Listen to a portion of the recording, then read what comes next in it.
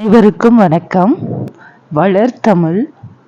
மூத்த தமிழ்மொழி என்றும் இளமையானது, எளிமையானது, இனிமையானது, வளமையானது. காலத்திற்கேற்ப தன்னை தகுதிப்படுத்திக் கொள்வது, நினைக்கும் போதே நெஞ்சில் இனிப்பது, நம் வாழ்வை செழிக்கச் செய்வது. உலக செம்மொழிகளுள் ஒன்றாக விளங்கும் தமிழ் மொழியின் சிறப்புகளை அறியலாம் வாருங்கள். மனித இன பரிணாம வளர்ச்சியின் சிறப்புகளுள் ஒன்று மொழி. மனிதரை பிற உயிரினங்களிடமிருந்து வேறுபடுத்தியும் மேம்படுத்தியும் காட்டுவது மொழி.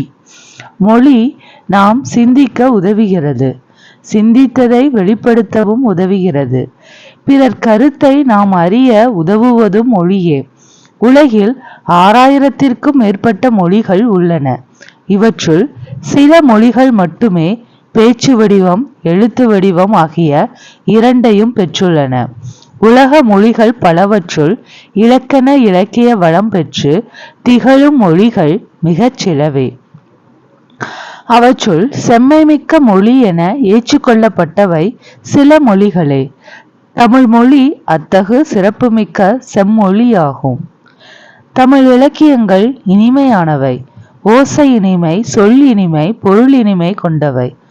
பல மொழிகள் கற்ற கவிஞர் பாரதியார் யாமறிந்த மொழிகளிலே தமிழ் மொழி போல் இனிதாவது எங்கும் காணோம் என்று தமிழ் மொழியின் இனிமையை வியந்து பாடுகிறார். மூத்த மொழி என்று பிறந்தவள் என்று உணராத இயல்பினலாம் எங்கள் தாய் என்று பாரத தாயின் தொன்மையை பற்றி பாரதியார் கூறிய கருத்து தமிழ் தாய்க்கும் பொருந்துவதாக உள்ளது.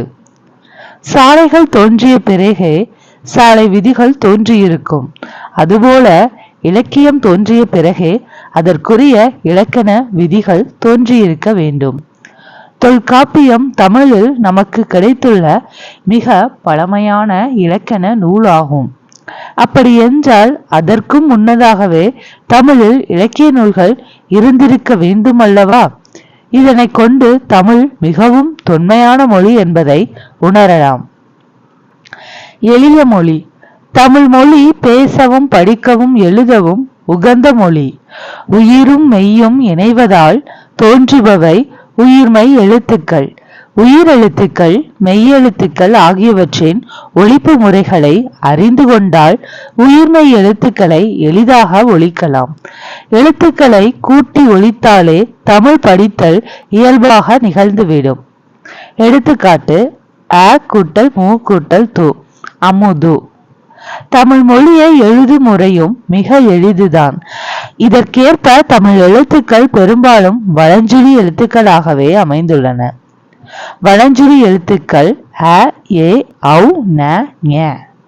இடஞ்சுழி எழுத்துக்கள் ட, ய, ள. சொல் முதலில் ஆளப்படும் இலக்கியம் மேற்கோள். தமிழ் தொல்காப்பியம். மேற்கோள் தமிழன் கிளவியும் அதனோர் அற்றே. தமிழ்நாடு சிலப்பதிகாரம் வஞ்சி காண்டம். இமிழ்கடல் வேலிய தமிழ்நாடு ஆக்கிய இது நீ கருதினை ஆயின் வஞ்சி. தமிழன் அப்பர் தேவாரம். தமிழன் கண்டாய் திருக்காண்டகம் 23. சீர்மை மொழி. சீர்மை என்பது ஒழுங்குமுறையை குறிக்கும் சொல். தமிழ் மொழியின் பல வகை சீர்மைகளுள் அதன் சொற்சிறப்பு குறிப்பிடத்தக்கது. உயர்திணை, அஃறிணை என இருவகை திணைகளை அறிவோம். உயர்திணையின் எதிர்ச்சொல் தாழ்திணை என அமைய வேண்டும். ஆனால் தாழ்திணை என்று கூறாமல் அஃறிணை, அல் கூட்டல் திணை, உயர்வு இல்லாத திணை என்று பெயர் இட்டனர் நம் முன்னோர். பாகற்காய் கசப்பு சுவை உடையது. அதனை கசப்புக்காய் என்று கூறாமல் இனிப்பு அல்லாத காய், பாகு கூட்டல் அல் கூட்டல் காய், பாகற்காய் என வழங்கினர். இவ்வாறு பெயரிடுவதிலும் சீர்மை மிக்கது தமிழ் மொழி. வளமை மொழி. தமிழ் வளமைமிக்க மொழி. தொல்காப்பியம், நன்னூல் உள்ளிட்ட இலக்கண நூல்கள் மிகுந்தது தமிழ் மொழி. எட்டுத்தொகை, பத்துப்பாட்டு ஆகிய சங்க இலக்கியங்களை கொண்டது. திருக்குறள், நாலடியார் முதலிய அறநூல்கள் பலவும் நிறைந்தது. சிலப்பதிகாரம், மணிமேகலை முதலிய காப்பியங்களை கொண்டது. இவ்வாறு இலக்கிய இலக்கண வளம் நிறைந்தது தமிழ்மொழி. தமிழ்மொழி சொல்வளம் மிக்கது. ஒரு பொருளின் பல நிலைகளுக்கும் வெவ்வேறு பெயர் சூட்டுவது தமிழ்மொழியின் சிறப்பாகும். சான்றாக பூவின் 7 நிலைகளுக்கும் தோன்றுவது முதல் முதிர்வது வரை தனித்தனி பெயர்கள் தமிழில் உண்டு. ஓர் எழுத்தே ஒரு சொல்லாகி பொருள் தருவதும் உண்டு. ஒரு சொல் பல பொருளை குறித்து வருவதும் உண்டு. சான்றாக மா என்ற சொல்லு என்னும் ஒரு சொல் மரம், விலங்கு, பெரிய, திருமகள், அழகு, அறிவு, அளவு, அழைத்தல், துகள், மேன்மை, வயல், வண்டு போன்ற பல பொருட்களை தருகிறது. வளர்மொழி. தமிழுக்கு முத்தமிழ் என்னும் சிறப்பு பெயரும் உண்டு. இயல்தமிழ் எண்ணத்தை வெளிப்படுத்தும். இசைத்தமிழ் உள்ளத்தை மகிழ்விக்கும். இயல்தமிழ் எண்ணத்தை வெளிப்படுத்தும். இசைத்தமிழ் உள்ளத்தை மகிழ்விக்கும். நாடகத்தமிழ் உணர்வில் கலந்து வாழ்வின் நிறை குறைகளை சுட்டிக்காட்டும்.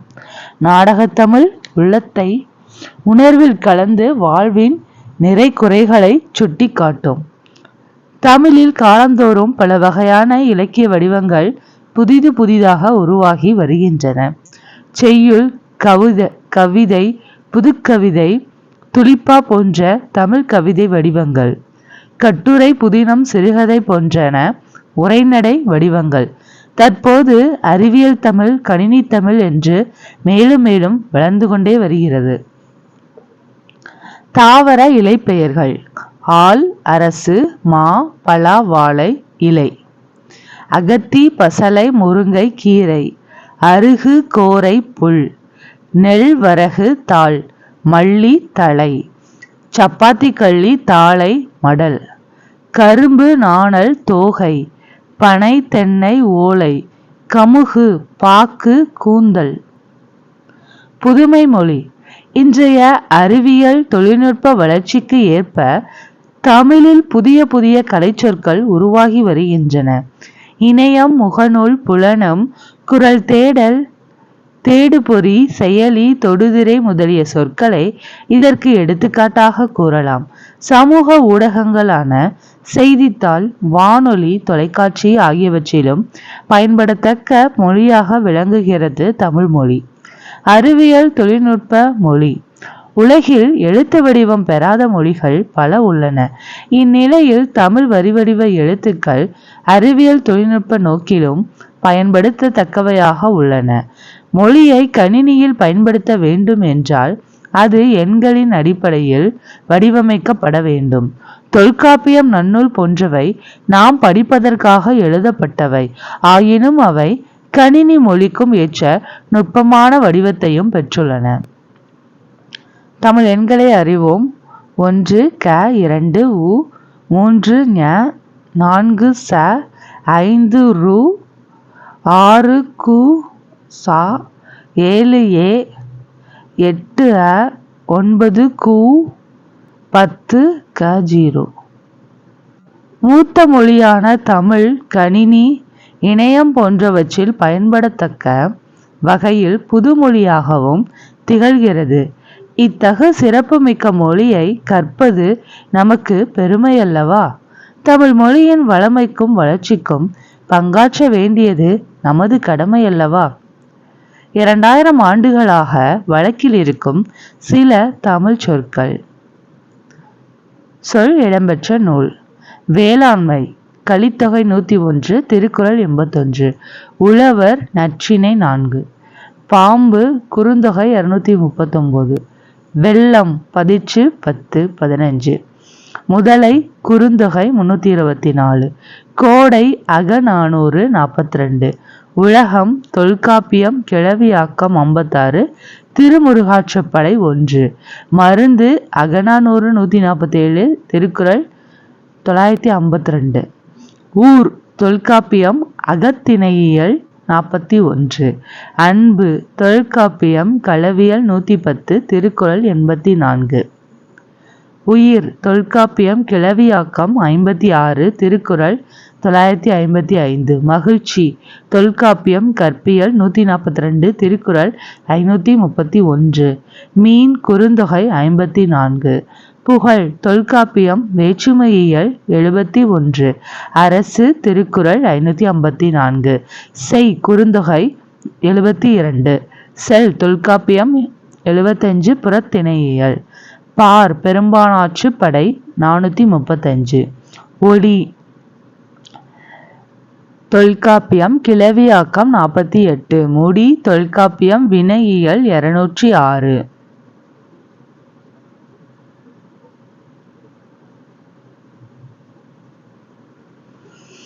பேச்சு மொழியும் எழுத்து மொழியும்.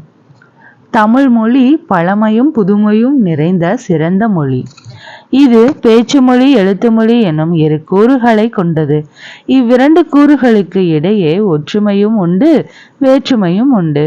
பேச்சு மொழி எழுத்து மொழி ஆகியவற்றின் நுட்பங்களை அறிவோம். தனது எண்ணங்களையும் உணர்ச்சிகளையும் பிறருக்கு வெளிப்படுத்துவதற்காக மனிதனால் உருவாக்கப்பட்டதே மொழியாகும். அஃது ஒருவர் கருத்தை மற்றொருவர் அறிந்து செயல்பட உதவுகிறது.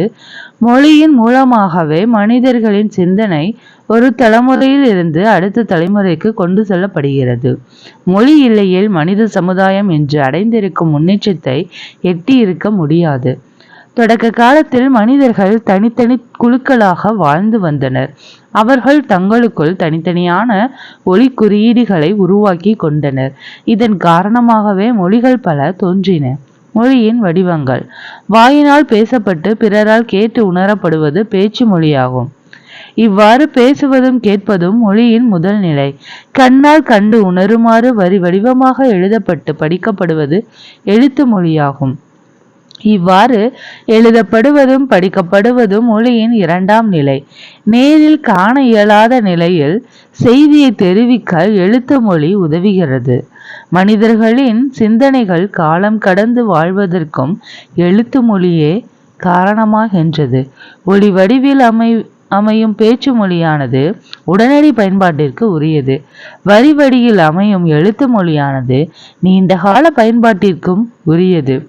உலகில் சில மொழிகள் பேச்சு மொழியாக மட்டுமே உள்ளன, சில மொழிகள் எழுத்து மொழியாக மட்டுமே உள்ளன. ஆனால் தமிழ் மொழியில் பேச்சு எழுத்து ஆகிய இரண்டு வடிவங்களும் பயன்பாட்டில் உள்ளன. பேச்சு மொழி. மொழியின் உயிர் நாடியாக விளங்குவது பேச்சு மொழியே என்பர். பேச்சு மொழி உணர்வுகளை எளிதாக வெளிப்படுத்தும்.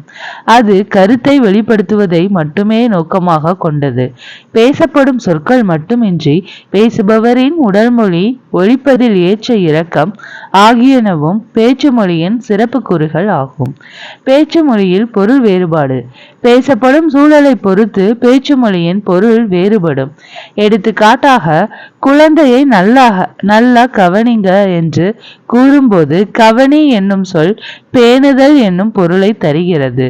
நில் கவனி செல் என்பதில் கவனி என்னும் சொல் நின்று கவனித்து செல் என்னும் பாதுகாப்பு பொருளை தருகிறது. அதுபோலவே ஒழிப்பதன் ஏற்ற இறக்கமும் பொருள் வேறுபாட்டை தரும். எடுத்துக்காட்டாக, என்னால் போக முடியாது என்னும் தொடர் ஓங்கி ஒலிக்கும் போது மறுப்பை உணர்த்துகிறது.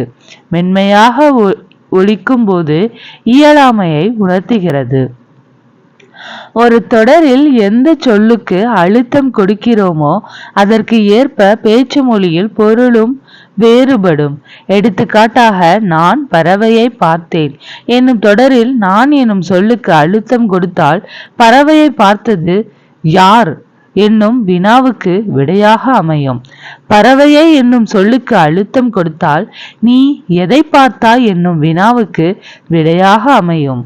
பார்த்தேன் என்னும் சொல்லுக்கு அழுத்தம் கொடுத்தால் நீ பறவையை என்ன செய்தாய் என்னும் வினாவுக்கு விடையாக அமையும். இவ்வாறு சொல்லை ஒலிப்பதில் ஏற்படும் ஏற்ற இறக்கத்தால் பொருள் வேறுபடும் என்பதை எடுத்தல் படுத்தல் நலிதல் உழப்பில் திரிபும் தத்தமிழ் சிறிது உளவாகும் என்னும் நன்னூல் நூற்பா உணர்த்துகிறது. தெரிந்து தெளிவோம்.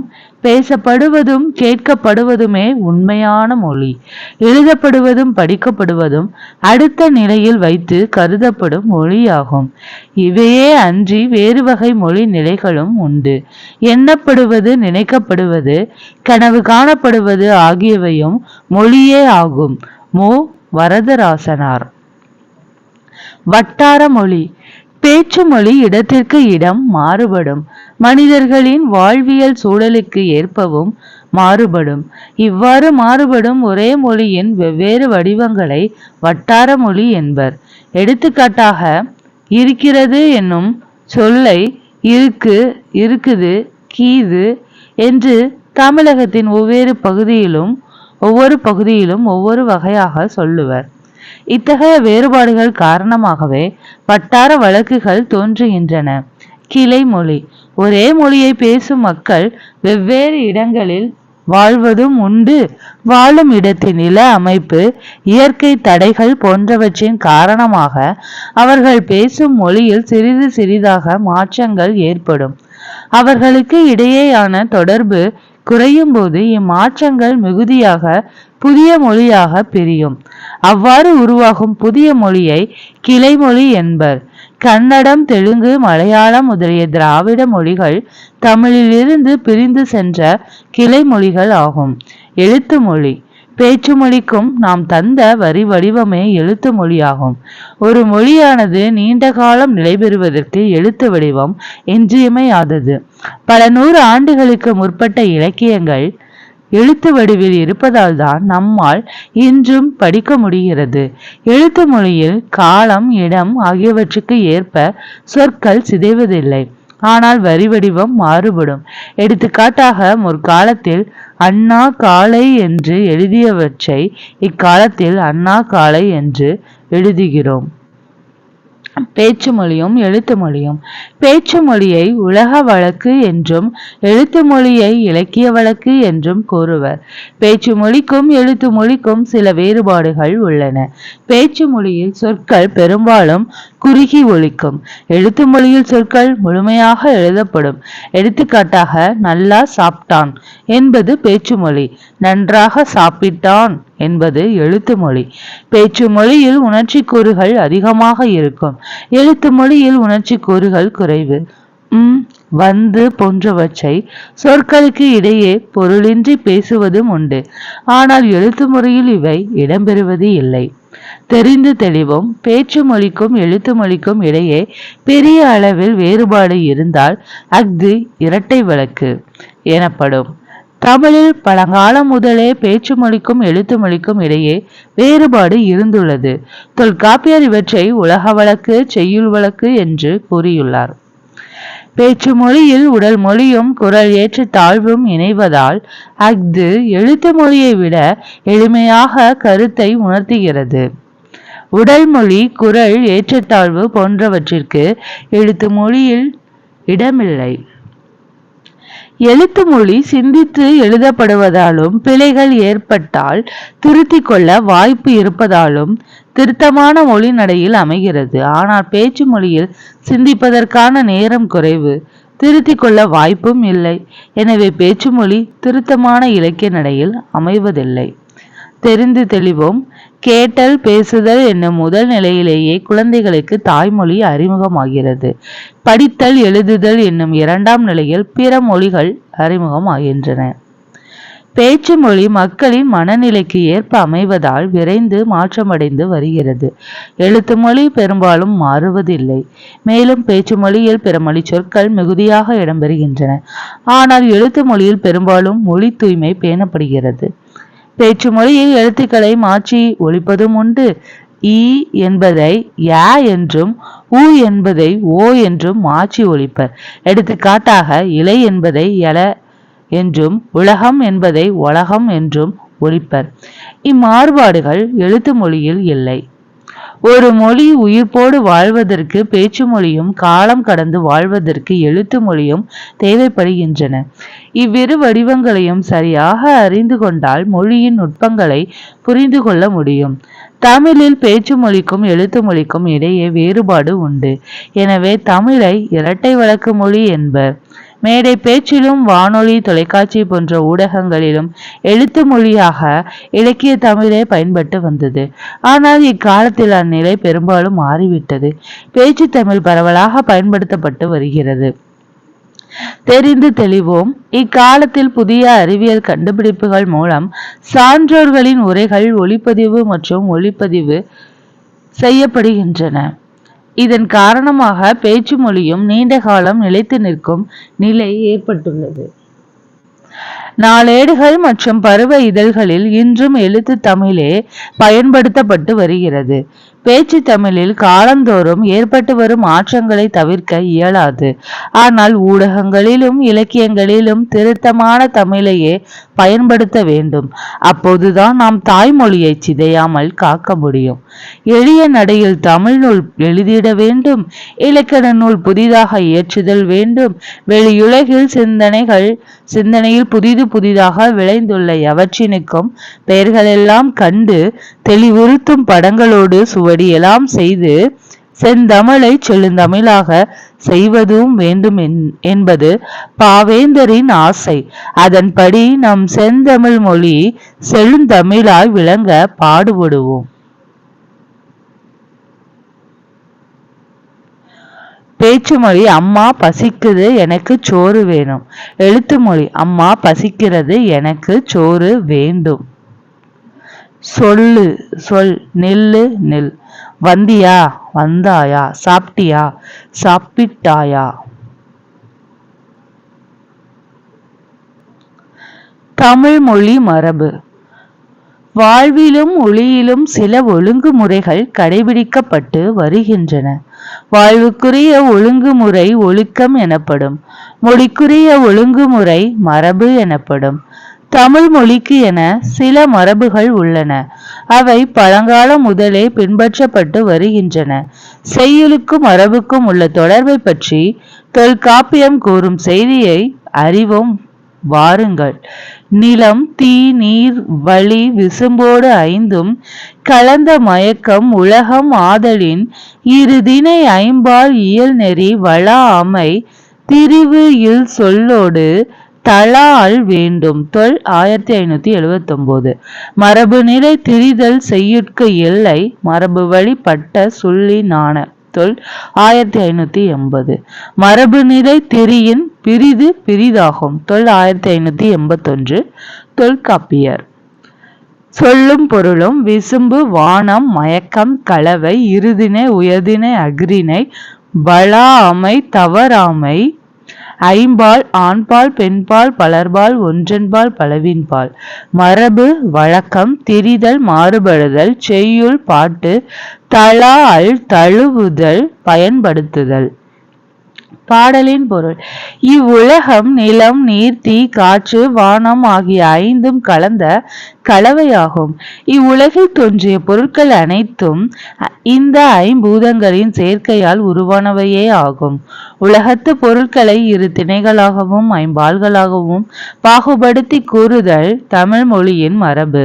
திணை பால் வேறுபாடு அறிந்து இவ்வுலக பொருட்களை நம் முன்னோர் கூறிய சொற்களால் கூறுதல் வேண்டும். இம்மரபான சொற்களையே செய்யுளிலும் பயன்படுத்துதல் வேண்டும். தமிழ் மொழி சொற்களை வழங்குவதில் இம்மரபு மாறினால் பொருள் மாறிவிடும். அளபெடை. புலவர்கள் சில எழுத்துக்களை அவற்றுக்கு உரிய மாத்திரை அளவை விட நீண்டு ஒலிக்குமாறு பயன்படுத்துவது உண்டு.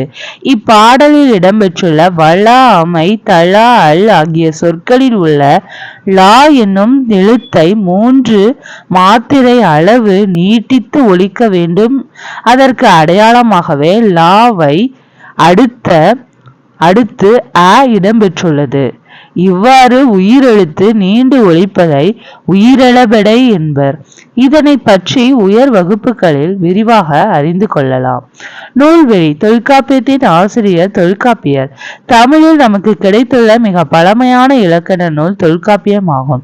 இந்நூல் எழுத்து சொல் பொருள் என்னும் 3 அதிகாரங்களை கொண்டுள்ளது. ஒவ்வொரு அதிகாரமும் 9 இயல்களை கொண்டது. பொருள் அதிகாரத்தின் மரபியலில் உள்ள 3 நூற்பாக்கள் 91, 92, 93 இங்கு தரப்பட்டுள்ளன. இளமை பெயர்கள்.